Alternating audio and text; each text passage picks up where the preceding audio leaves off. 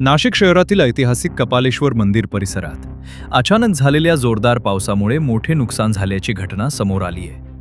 पावसाच्या तडाख्यामुळे परिसरातील काही जीर्ण आणि धोकादायक वाड्यांची अवस्था आणखी बिकट झाली असून नागरिकांमध्ये भीतीचे वातावरण निर्माण झाले आहे.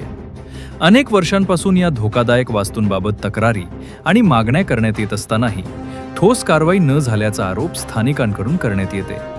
या घटनेनंतर नागरिकांनी मनपा प्रशासनाच्या कार्यपद्धतीवर प्रश्नचिन्ह उपस्थित केली आहे. वेळेत धोकादायक वाडे पाडण्याची कारवाई झाली असती तर अशी परिस्थिती टाळता आली असती का, असा सवाल नागरिकांकडून केला जाते. सुदैवाने या घटनेत कोणतीही जीवितहानी झालेली नाही.